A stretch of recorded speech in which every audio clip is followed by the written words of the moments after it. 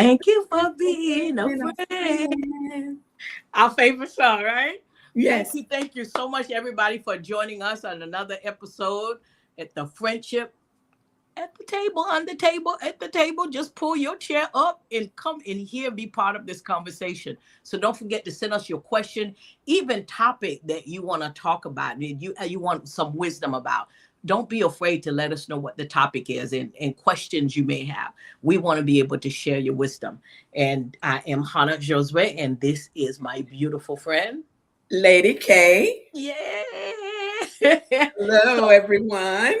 with our 45 year of friendship on the table. So we got plenty to share, plenty to give from different experience that we've been through. So tonight our topic is, go ahead, Lady K, tell them what our topic is. Yes. Living life while churching. Yeah. Yes. So pull up your chair. We want to share some wisdom. What we want to do is give our perspective from our own experience. Remember, because we're friends does not mean we had the same experience. We had different experience, but able to stay friends, able to be friends. And that's another subject we really need to talk about too, because people don't know how to be friends and still live in their own perspective, in their own lane. They Yeah. pull people and think that you have to look like them, think like them, act like them to be their friend. So that's another subject that we need to bring to the table. Absolutely. So Absolutely. our And subject, yes, about life, living life while churching. yes. So And I'm going to give you the chair and let you share your wisdom from your experience first. oh my goodness, friend.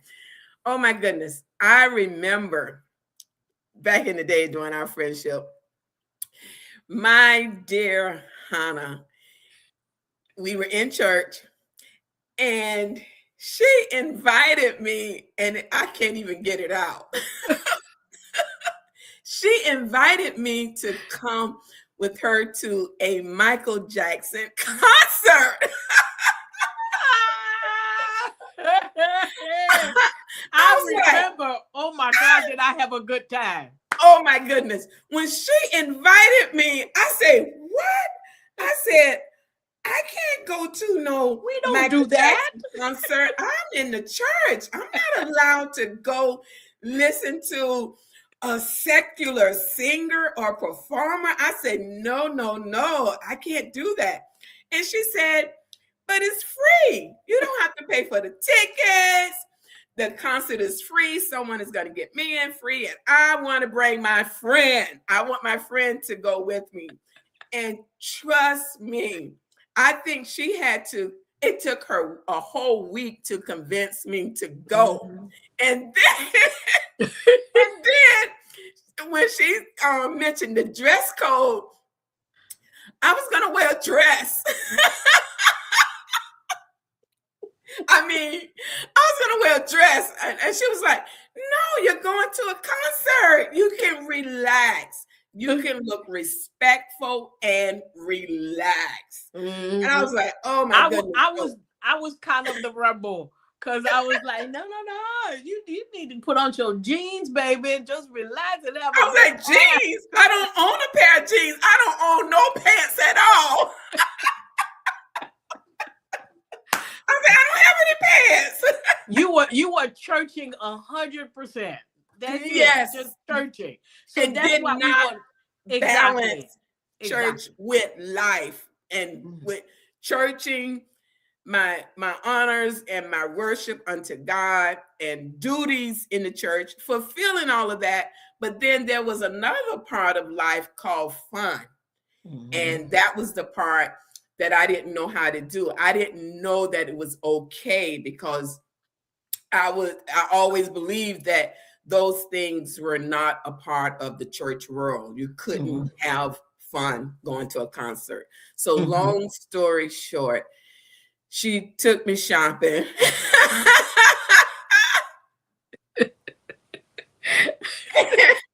It was jeans. Yeah. It was jeans. I was like, what? And she was like, yes, try them on. Try them on. And it was just so hilarious in that moment, me trying jeans, but I did. She fixed me up really well, really nice and cute. And so when we got there, I felt like a stranger in a new country. I was like, I'm at a Michael Jackson concert. But did you have fun? Oh my goodness. That's right. Let me tell you. And you didn't sin having fun, did you? I had no sin in feeling joy. The songs that Michael was singing, and believe it or not, I knew a lot of them because those were a lot of the songs that I grew up on, all the way from childhood. You know, the songs that he sung, I grew up with those songs, and in that moment, I was like, "Wow, I forgot how much fun this is, how much joyful." This is, and then I was like moving a little bit. I was like, "Oh, come on, girl, let's do it, girl." Yeah, did a little dance move. I was like, and in that moment, after that concert, I realized I was like, you know what? This was balancing, living life while churching. I have my church time, my church obligations, and my spirituality and relationship with God.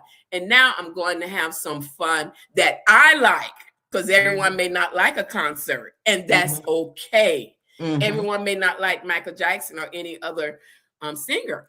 It's okay what you like is the point. But you know what, Carol? A lot of people think that they have to put the church, hang the church to go have fun. That life, but the thing is, God gave us life. And when we came over and got saved, because that's one of the things that bothered me, because I came to church and I remember saying to God, is this all to it? That's mean I understand about it. I'm not talking about sin. I'm talking about life. And life, not sinning. Wonder, life. Is there more? Is this it? And you mean I can't? And so there were more of a list of don't do that, don't do this, don't do that. So no one said, just, you could still have life. Doesn't mean I'm gonna stop going to church. I'm gonna stop being saved, or don't have a relationship with God for me to have fun. I believe today that's what's happening in the church. People don't know that it's okay to be entertained. So they bring the entertainment in the church. So everybody's afraid to go out and live life. So they decided to bring life back in the church. So you see all this stuff going on in the church, and people doing this, people doing. And my first thing, especially if I see them on social media, I'm like, you do have permission to go live life. You don't have to bring the theater to your church. You actually can go to the theater. You can go to the movies. You can act. There's so many, saved people that have great talent where they could act. They could do theater. They could sing. But they think that we can't do that anymore. We can't do this. So we bring the entertainment. It's still in you, but you just now bringing it to church. And instead of going out and live life, I could go now and have a nice and go enjoy, have dinner, have a nice concert, have fun, and still have a spirit. I don't put my spiritual life or my relationship with God in like jeopardy because I'm having fun. So, but that's what's happening today. The entertainment have entered because we are afraid to do life. Because we think somehow we've been told that it's wrong. We've been told. So there's a lot of people secretly wondering that, I don't even want to be saved, because if I'm saved, that means I can't even enjoy life. I can't laugh. I can't have a good time because I'm putting my salvation on jeopardy. And that's not true. And that was one of the reasons, even as a young teenager, when I remember going to so many revivals at church and they would want the young people to get saved. And one of the reasons why I didn't want to get saved is because I thought about, I won't be able to participate in sports at school. I won't be able to go to the school dance and have fun. I won't be able to go to the skating ring with my friends I Mhm. thought I had to give up all the fun stuff when Mhm. now I realize, wait, you carry Jesus with you in your heart everywhere you go. Exactly. And those standards are with you everywhere you go. And so going to have fun respectfully, Mhm. you can have fun respectfully. It took a Exactly. long time for But me if to learn but that. that's the thing. If I am if the because church is like a schoolhouse. Church is a school for you to teach you and to help you transform. If my character is transformed, I could go among anybody. And because of my character, I don't have to hide from sin because Mhm. I transform my mind that I could go among sin and not sin. Exactly. You see what I'm saying? So Exactly. I think that's what people miss because you think hiding in the church is going to keep you from sinning, but the sin is going on in the church too. Oh. I mean, really, for real. I know that, right? Don't say that too loud. But it's going on in the church too. Why? Because a lack of understanding and understand that my character is going to need to be changed. Now Yeah. I want to share my perspective Mhm. on living life while churching. My perspective is that we think churching supposed to change your life. We don't understand life is something that we learn how to do. When you have a spiritual relationship with God, that's not an automatic life. That is not an automatic way it bleeds over to your life. For example, why am I saved, sanctified, filled with the Holy Ghost, speaking the mighty tongue fire, and I still get divorced? And I still get my relationship broken. I still get all of that. And people prophesy, no, no, no. You couldn't see that in prayer. You could because we misunderstand that because you prophesy, because you are an intercessor, does not mean life does not happen. But you Right. have to learn how to live life. That's why I met so many bitter saved people that have no cap. I don't even know the name. They're just bitter, Yeah. ugly, don't not nice. That's what I really want to say. They're walking around here with a lemon in their mouth, like you got. That's what I used to think salvation was, because I met so many people that just didn't smile. They just always talking about their problems and don't know how to live life and don't know how to have a conversation with anybody. Don't know how to be kind because those are life that we have to still learn how to live. So if I'm married, I have to learn how to be in a relationship. My spiritual life doesn't, um, I would say, transform into boom. And that's what used to get me when I first got saved because that scripture, be ye transformed. And I used to wait for be ye until I find out that's not what it means. Because when I find out the true revelation, be ye transformed, it's not that. It's to give yourself permission to continue to transform. And it's something that I have to do on my own. It's Yeah. not something that church it does not do for me. Church does not give me life. Church teach me how to connect and how to grow my relationship with God. With But when God. it comes to life, I have to learn how to do that. And that's something that I had to learn to do myself because I really thought the church was supposed to teach me how to live. And the church and you get disappointed because why y'all not teaching me because they're not supposed to. So my perspective about life is different. We think God's supposed to tell us every single thing. Wear the blue dress, wear the green dress. Don't do that. That's not it. If the green dress doesn't match, if that's not what I want to wear, it's okay. It's Right? okay. Yeah. If I don't want to eat a certain amount of food where God said eat that, that we just went way out there in life. And God is saying, that's not what I said. You have to, whatever you learn in my relationship and you grow in your relationship, life is something you still have to live. You So still that have to live. exactly because that's why you still get sick. You still, people still die. You still all the stuff still happen because that's life. you Yes. you lose children or whatever it is that could an example that happened in life and people wonder, but I'm in church, why did this happen to me? because there's a big difference. Church does not say life. Church Yeah. is a school. You're supposed to learn and practice what you learn. But life is something we have to learn to do. Ooh, Right? Us being yes. friends, church didn't keep us together. Church didn't make us friends. We have to work and steward that friendship. Yes. You know what I'm saying? Yes. I have a perfect example. Okay, let me hear it. Let me hear it. This example just happened with one of my mentees. Hopefully she's not listening. If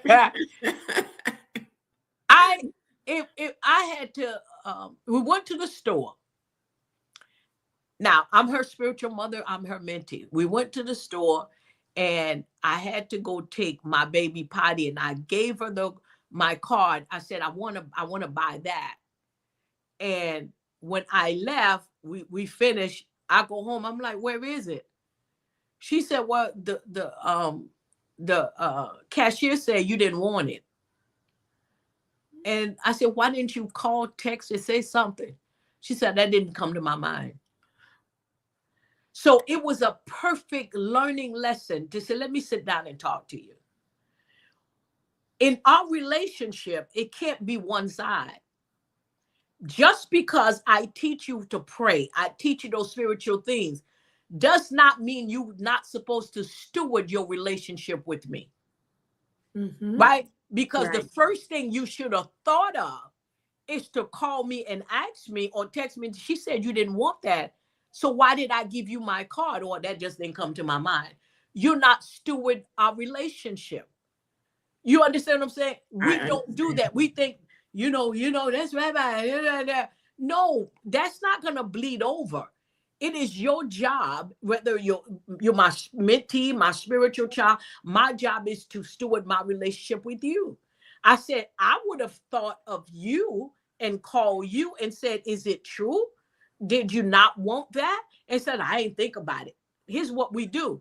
Because we didn't think about it, we're like, well, I couldn't help it. It didn't come to my mind. But here's this. We supposed to think on our own. Thought don't just, I ain't think of it, so that's okay. No, we're supposed to teach ourselves to think in stewarding your relationship. You understand what I'm saying? Yes. So we steward our relationship by having conversation, by talking, by keeping each other updated, by there's so much Yes. that we have to do on our own, expecting God or the church to do it for us, or our spiritual connection to do it for us, instead of us doing it for ourselves. Yes, absolutely. Does that make sense? That makes perfect sense. So Absolutely. I had to tell her, that hurt me. I'm not mad, but I'm hurt. I'm hurt because there seems to be a one-side relationship, that I'm steward my relationship with you, and I can't depend on you to do the same for me. Mm-hmm. And just because I'm your spiritual mother doesn't mean you should expect for me to do your job in stewarding our relationship. Yes, absolutely. Two You're ways. supposed to do that yourself. Absolutely. That's You two know? ways. Yes, absolutely. And it's just like the example you're giving, you're saying about the relationship with church. It's just like if I need to learn how to fry chicken at home, okay, I'm not going to rely on the church to do that, to teach me how to fry chicken. That's something that I need to seek some guidance on, or ask, or take a class or something. I can't rely on the church to teach me how to fry chicken at home, or Exactly. make a meal at home. I have another personal example. Okay. I remember, based on what I was, what I thought I was supposed to do as somebody that is saved, I changed my whole wardrobe because, that was the definition of modesty. And so I wore a lot of long skirts, remember I wore all this stuff, right? And then one day, I will never forget that.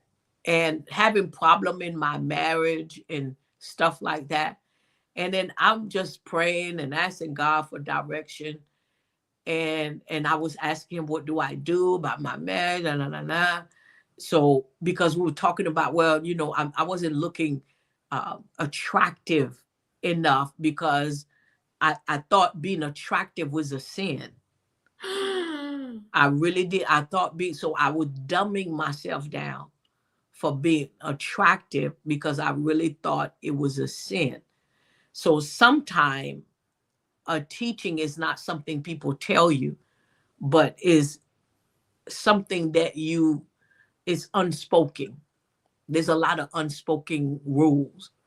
So I didn't think that was, and I wanted to please God so bad, so much, that I was willing to do anything to please him. And absolutely. I thought that was one of them, to please God. And then one day, and I'm asking, different elders and stuff about what do I need to do to please my husband. So everybody was giving me their thought of what they think I need to do, run his bath and cook this for him and cook that. And I'm like, okay. And I'm like, well, Lord, did none of this working? And you know what I heard the Holy Spirit tell me? He said, why don't you ask your husband what he wants? I was like, oh, hello, light bulb. I didn't even think of that. Why not ask him? Because we think the church is supposed to show us and teach us all these details about life. And that is not the church responsibility. It is our responsibility to learn how to live. When they told me, I just asked your husband, I was like, what didn't I think of that? Because everyone likes different flavors of ice cream. Exactly. Not just one flavor. It's different for everybody. Exactly. And that's okay. Exactly. So I was using somebody else's ingredient on how to have a good marriage. And then I was going the opposite way. Like, I don't like that. I don't like this. I don't like when you did that. I don't like, but I was told that you will like it. Okay. Because I did not know how to do life. And that is something through my relationship with God that I had to gain the wisdom. Yes. And how to do that. Because sometimes we think the church is supposed to show us what job we're supposed to have, where you're supposed to live, what you're supposed. We learn the principle. The principles of salvation. Exactly. The principles of salvation. Exactly. And then you go learn how to carve your own path with God. And I have to learn to carve my own path with God. Because it may be a job that I love, you may not love. Right? Exactly. So, and another example that I had of life and while churching is I thought it was a sin. My sons are all athletic. And for the longest, they all wanted to play football in school or little league. But I thought it was a sin for them to engage in activities outside of the church. So it wasn't until my oldest son was in the 11th grade when my husband and I finally said, you know what? Because he's been asking, let's let him go live life. This is part of school activities. Yes. And he was in 11th grade and finally got a chance to play football. And then after that, my other two sons started playing football in Little League. It opened the door for them. Yeah. When we finally realized, okay, this is lifing. This is lifing.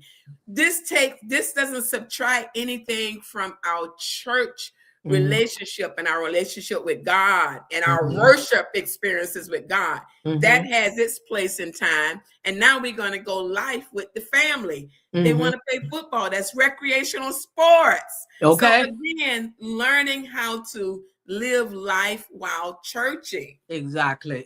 That's a good example because I remember there was one, and this one was in a Messianic congregation. It wasn't even church. He gave up a scholarship, a basketball scholarship, because the rehearsal, I guess we'll call it rehearsal, was on Saturday and it was Shabbat time.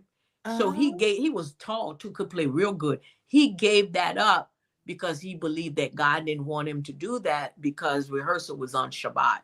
Oh my And goodness. he gave up the whole scholarship. And I'm like, all that money just went down the drain. His because career.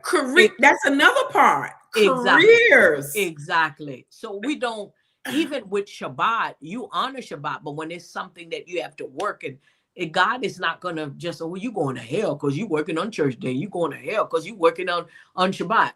And we just misunderstood that life. And I want to bring this as something that I teach often.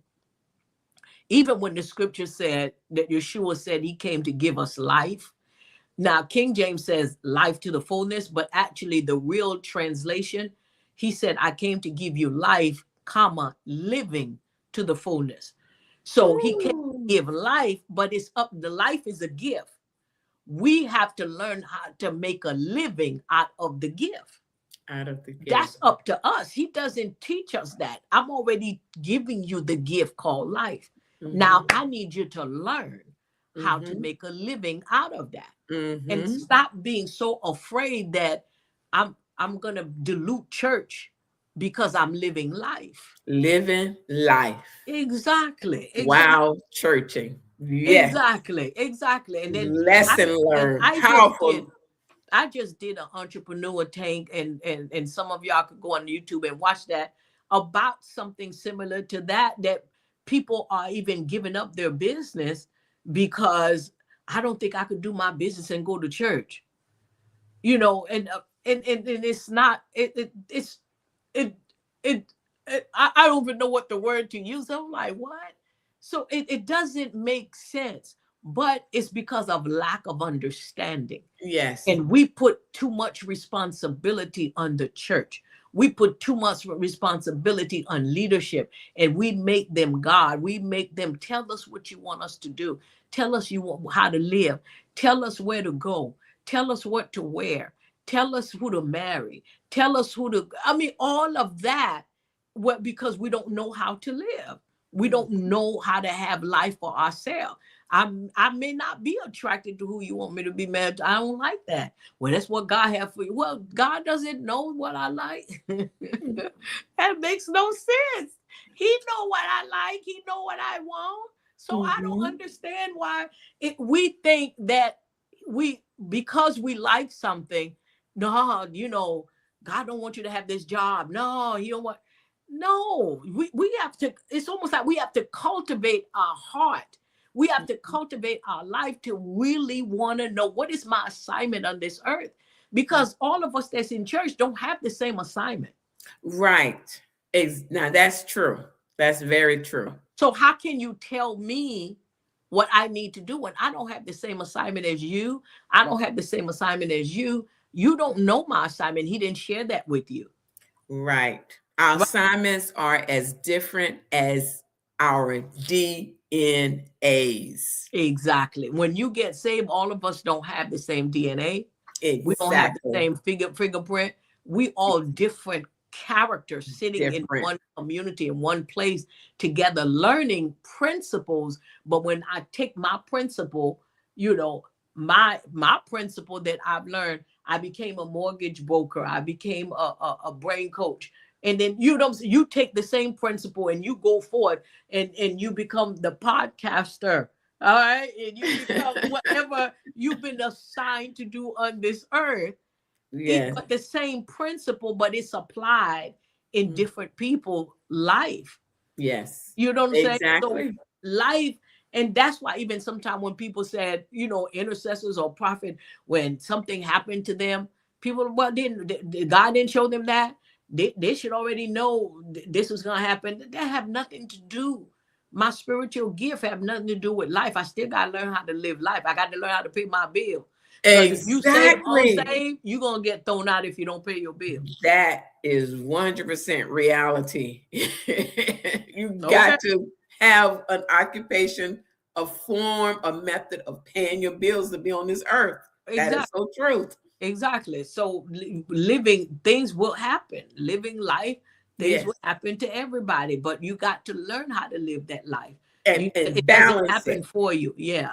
It doesn't for you. Balance it. Yes. Well, we want to know if anybody have any question. Don't hesitate to ask, because I know this is probably a very touchy subject for a lot of people, because people are afraid to be transparent and tell the truth. But again, we want to say we're not trying to say anything is wrong or somebody did us wrong. It's just the wisdom we learned, because there was a time I didn't know that. Yeah. There was a time that I was looking for the church to tell me how to live. Mm-hmm. And I got frustrated because they couldn't tell me. Yes. You know what I'm saying? Yes. But from my understanding, what you're supposed to. So I'm taking some of the pressure off of the church, off of the leaders. Say, no, that's not our job. We give them principle, but then you have to learn how to go do life. Yes. You know what I'm saying? You have to learn how to do life. So absolutely. Absolutely. That is a life lesson within itself, for sure. Mm-hmm. You learning how to do life according to the DNA destiny blueprint that God has orchestrated for your life.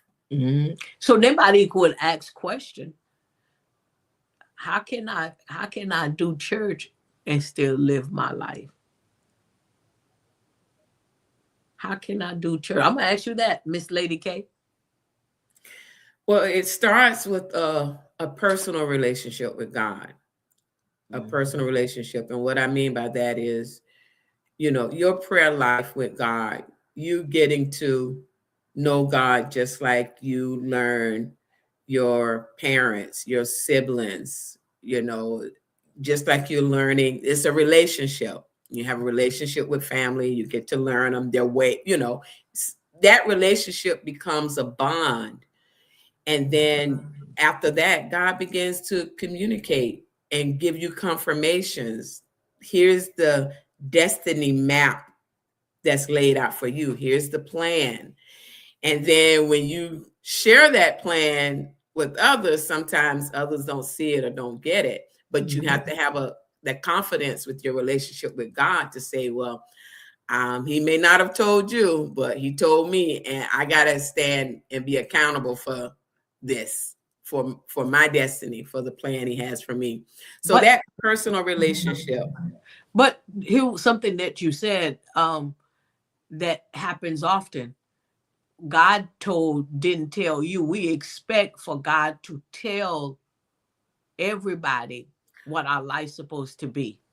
Oh. And you know what I say about that? Like, if this is my thought, right? Okay. So that's my father. He created me, and he couldn't talk to me. He would only talk to you about me. What kind of father is that? That he can't talk to me, but he have to talk to you. Can you imagine that? My dad would call you, Carol, let me talk to you about my daughter, Hannah. Let me tell you what I want her to do. This is what I want. And I'm like over here like, am I not your daughter? Like, why are you not talking to me? Why are you talking to everybody else about me instead of talking to me? Yes. You know what I'm saying? That's always been a thought of mine. Mm-hmm. And then when you do talk to me, and then you will say, well, Hannah, I don't know where you got that from, because God didn't tell me that about you. Why would God need to go tell you my business? I don't understand that. So it's like, to me, I just always have that back of my head. Yeah. That I don't get it, that I'm learning how to have a personal relationship with my daddy, with my father. Yes. He have a hard time communicating with me. That's something we all have to stop and think about. Exactly. A personal relationship with God, that one-on-one, that is so sacred, so special. And only you and him can understand the language of your personal relationship. That language could be Portuguese when it comes to your personal relationship. Yeah. Everyone else in your community may not speak Portuguese, so they would never understand Exactly. what it is, that personal, your destiny, your purpose. Exactly. So that's why that personal relationship with God is so important in life. And you having the confidence in that relationship. Exactly. Exactly. That confidence is so important because you can stand your ground. Yeah. When you have Yeah. confidence in your personal relationship with God, you can stand your ground against anything that life brings your way because you know your Father. If I could be transparent, I Mhm. struggled with that for years, and my mentor really had to help me out of that. I struggle believing that God is talking to me because I believe I picked up some type of teaching, some type of something to tell me if I don't say it to you, it's not God. It took me years for me to stop. And I will teach, even when I was teaching intercessors, but when it came from me, I didn't believe what I was hearing was for me, from God to me. Ooh. So I struggle for that with years and years to trust and have confidence in the Holy Spirit that is within me, that I know this is God speaking to me. Wow. Because Wow. a lot of the rules that we live by are unspoken rules in the Yeah. church. They are unspoken. You can't go to point out. They said they told me sometimes some rules are unspoken, and I don't know how, why, or I can't. But I know some rules are unspoken because a lot of us was doing it. Yes. And sometimes you watch somebody else and then you do what they did, you doing what they said, and sometimes it's told to you. So for a very long time, I struggled believing God through my own spirit Mm-hmm. because that unspoken rule said, until you are told that's what God said or that is God, it's not God. So I struggled years and years and years to have the confidence to know. And God been so patient with me, really patient with me, that to keep showing me over and over again, it's me. I'm talking to you. It's me. It is. It is. And getting out of other people's path of life and getting on my own path. Exactly. Living life. I got to a point I started looking like, I started acting like, I started dressing like, I was doing everything like. I'm like, no, something is wrong with that picture. And you This is wasn't doing you, the authentic you that God created you to be. exactly. That real me was locked up in the basement. Was locked up. Mm-hmm. And she's fabulous. I had to bring her out. Yes, she is. Pleased to meet her. Okay. I had to go bring her out and say, girl, let me go meet this girl over here. Okay. Yes. Yes. But That little butterfly. Yeah, exactly. Yeah. Pleased to meet her. I could still live life. Yes. And when we say churching, it doesn't have to be a building churching. Right. Meaning, can you still be saved and live life? Yes. And can you still maintain your relationship with God and live life? Exactly. Mm-hmm. Exactly. And that a lot of people struggle because they don't know that. They think I need to choose God or life, but who gave you that life? You see what I'm saying? So it's just a lot. We're living a lot of mistranslation word of God. That makes sense. It makes perfect sense. And it's and again, it's okay for the ones who like to do it that way. It's okay. Exactly. It's okay either way. We're just sharing with the ones who say, hey, is it okay to live life while churching? The ones that have that question. I like that point.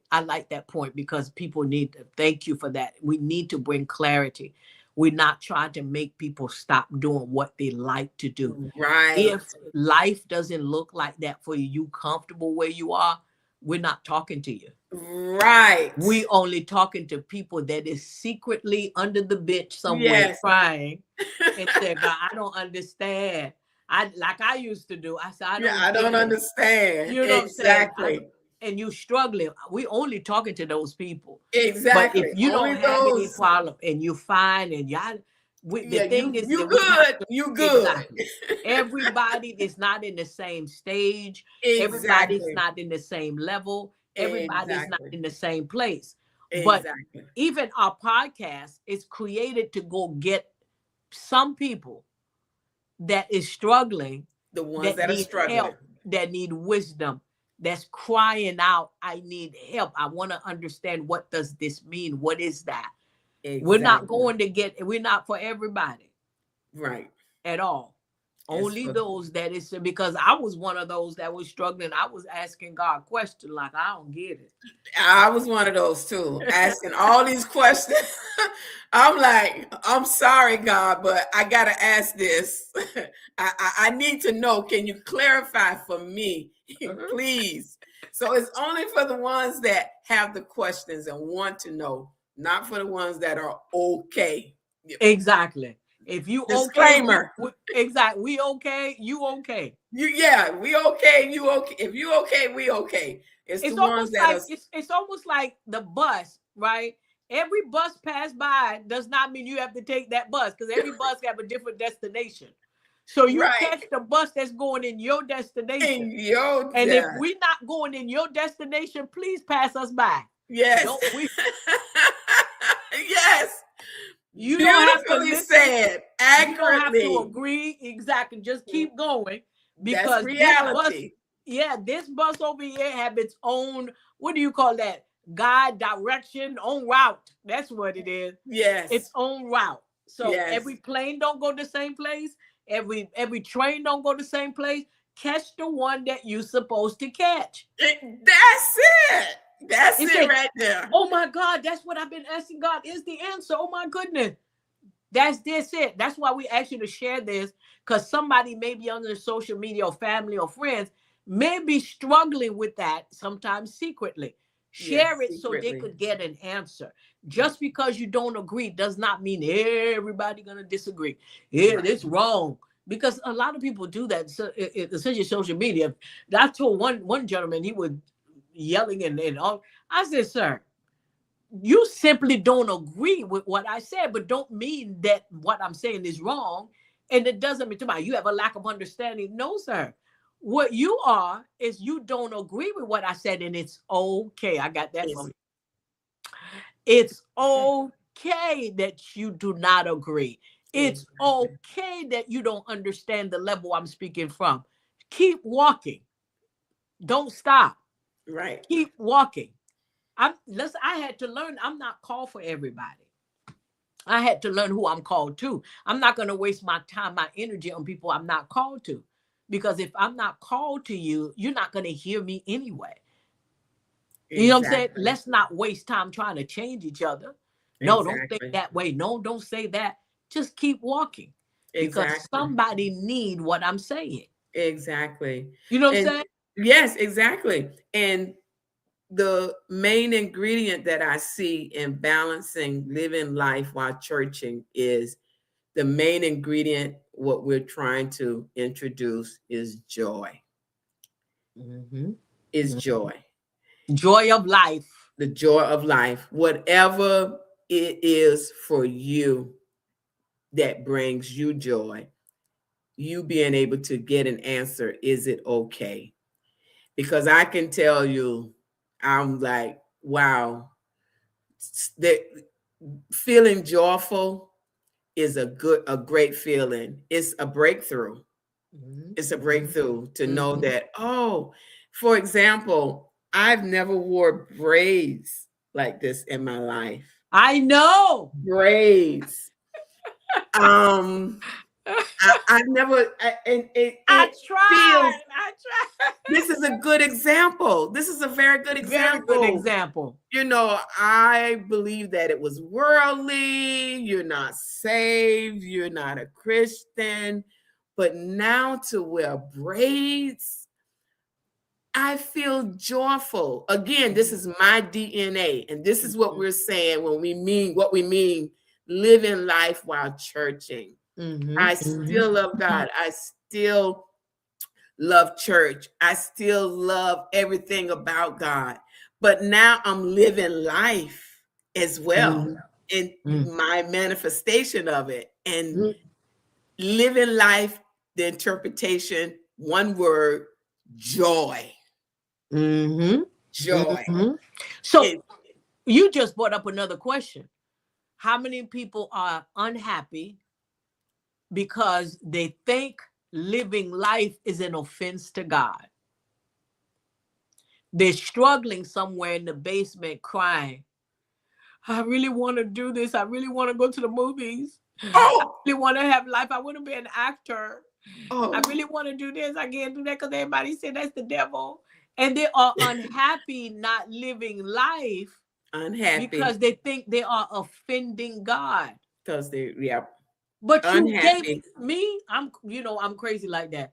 So God, how come me living life offend you, but you gave it to me? But yeah, that's just the way I think. My mind, my brain. That's reality. Yeah. Why did you give it to me when and it is offending you? And it's offending you. It's reality.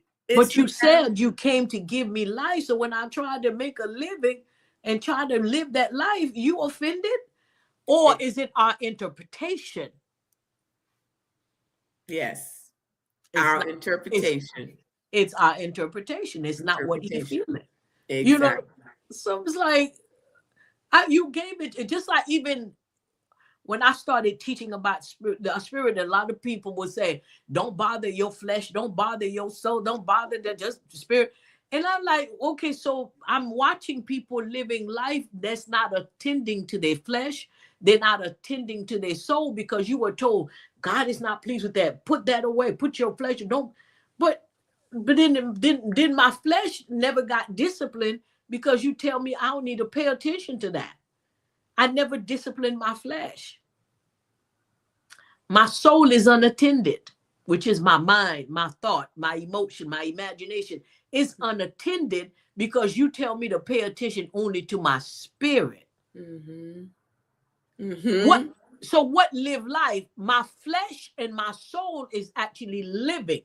The spiritual thing, my spirit is doing that spiritual thing. That's the church part. Right. But the living is my soul, my flesh. If I leave it unattended. Yes, exactly. Your living is the carnal, physical flesh of life that we still have to be a part of while we are connected to our spirituality and our Heavenly Father until we make it to our heavenly home. Exactly. The two are there always. And for example, you got to have shelter in this life, a home. In order to have a home, you got to go to work. And that was another thing. You had to choose where you were going to work. Could you work here? Could you do this type of work? I mean, it was like, you need money to pay the bills. So you got to do some type of work, and it was just, everything was always, but thankfully now, as we said, check in with your Heavenly Father. He created us. He sent us here. And because you and I got to give an account for our lives, he is definitely, if we ask him for direction and clarity and understanding, he's obligated to give it to us because we got to come before him in judgment. And he's going to say, did you do this or why didn't you do that? And so if he told me or shared with me, then I'm held accountable. But if I never reached out to have that personal relationship, then there was no communication. Then, I never knew what it was I was supposed to do, if that makes any sense. So it does. That personal relationship is critical to living life while churching, or living life while having a personal relationship with our Creator And God. I think we have more personal relationship with the church, not with God. And that's what messed us up, because that personal relationship, we adore that, we admire that, we worship that, and lack of relationship with God. So that then we blame God. Lord, why you let that happen? Lord, why? And he's looking like, I ain't do that. That wasn't Did me. you ask me? Did you ask me? I don't remember you coming to my table. I have a table too. You don't remember coming to my table and asking me no questions. So why are you blaming me? But it's the interpretation again. Yes. The interpretation of what, and that's another subject we need to talk about, because it's our job to steward that relationship. It's not the church job. It's our job to steward that relationship with God, as you say. That personal relationship is not up to even conviction. What convict you may not convict me. It does not mean I'm gonna go to hell because I'm not convicted by why you convicted. Exactly. And a good example is when you come down to Florida. And a good example of living life while churching. A good example. When you come down to visit your mom and me and everyone else in Florida, we live life. Life. We go to the beach. Oh my gosh. Have ourselves a good to our dinner. favorite spot, restaurant, and have a good time. A good time. Good music. Yes. Eating. Yes. Good music. And yes. don't let them play one of our old school songs. Okay. Oh, it's on then. It's on. Yeah. Hey. That's living life while churching. Exactly. Oh, we have such a great time. We like, what took us so long to get here? We would be asking ourselves that. Okay. What took us so? We're like pinching ourselves. Like, are we still saved? Are you still saved? Yes. You still have a relationship with God. Yeah, you still got your relationship. Yeah. Okay. He wants us to have joy in this moment. Let's have our joy. Exactly. I mean, we ate beautiful food every time. That's our spot. And we're going to have a good time. The band is playing. Having a great time. And we leave. Our personal relationship was not compromised. No. It's not compromised. Exactly. Oh my goodness. Oh my goodness. It's having your boundary of what you do and how you do it. Exactly. And all of that is incorporated in your relationship with God. Having your boundaries and what you do and why you're doing it. And realizing. But here's the thing. The boundaries is not me just setting up a boundary. It's just me. That's not what I want to do. It's a comfortable. Yes. You know what I'm saying? It's not like, oh, child, we're not supposed to do that. Right. No, we can't do that. No, it's just a freedom. You're free character. to be you. You're free to be that. Yes, you're free to be who God created you to be. Your soul. Your soul. I don't have to set it up. My boundaries is created because my character has been transformed. Yes. So I'm not gonna go sit there and go to a restaurant and do something that I don't feel comfortable doing. Right. Nobody don't have to tell me that. I don't want to do that. I don't. That's right. You know why? Not because you told me I can't, but it's because of my personal relationship. Relationship with God. That's it. Not because you told me. Amen. Because a lot of time you tell me not to do something. Amen. And I really want to do it, then my thought is, if I really want to do it, but I'm not doing it because you said so how does God look at that? Because deep inside, I want to. Deep inside, I really want to do this, but I'm only pleasing you by you telling me I can't. But what about what's going on inside of me? Right. So if I allow myself to transform, then I don't have to rely on you to tell me don't do that. Right. That compass was already created in my character, what I won't do. Right. And it all boils down what I've learned, my lesson learned about living life while churching, what I have learned most importantly is respecting people for what they like. I might like apples, you might like oranges. I don't like oranges, and you don't like apples. It's okay what you like. Big lesson. I love And it's that. okay what I like. That's one of the biggest life lessons I've learned. It's okay if you don't like oranges. That's okay. Exactly. Exactly. And you respect me for liking apples. Exactly. And then I respect you for liking oranges.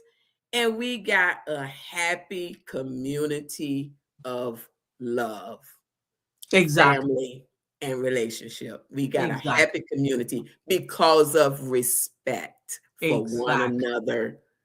What was that come from? Through your personal relationship with God. Yeah, you better say that. Not through the church, not through somebody told you. You live life and you learned a lesson. And I love that lesson because I have learned the exact same lesson. Learn to accept people where they are. If that's where they're comfortable with, that's fine. I'm not comfortable with that, but that's fine. Yes. So yeah, I love it. I love it. So this was a great conversation. This was we about to wrap up. I see our time we about to wrap up, but this was awesome. Awesome conversation. Yes. Somebody needed to hear that is struggling with that themselves. So, and if again, we say if you have any question or any subject that you'd like for us to touch on to give wisdom and our perspective on that, please don't hesitate to tell us. You could email us. You could but email us or say it on the comment. But don't forget to share the video with someone that may be struggling with that thought. Can I live life and still church and still have a relationship with God? So I enjoy our conversation. I love it. I do too. And always remember, everyone, you are unique and God love your uniqueness. One thing that you said that came to my mind, if you and I went to an ice cream shop, it would say, okay, Carol, what's your flavor?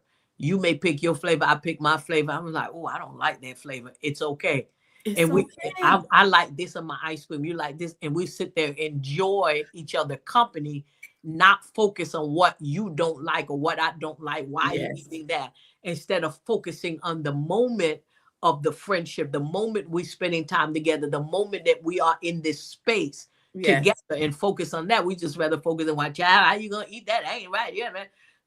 So that's how we survived all these years, our friendship, because we both still have so many unique things that we like and don't like. We're very unique. Yes. But we are yet knitted and so close and so loving. And that's another subject we need to talk about because people don't know how to have a friendship because they call it unequally yoked. But are you really unequally yoked, or you just don't understand how to accept someone else's path?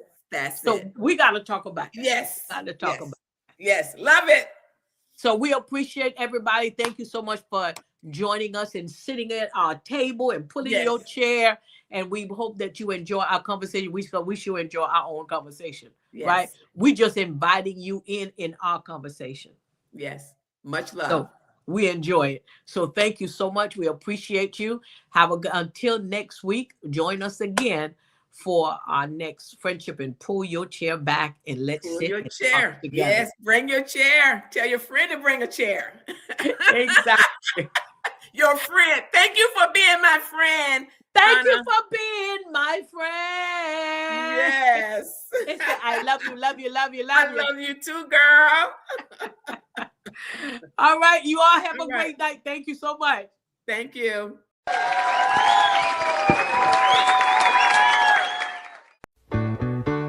Thank you for being a friend. Travel down.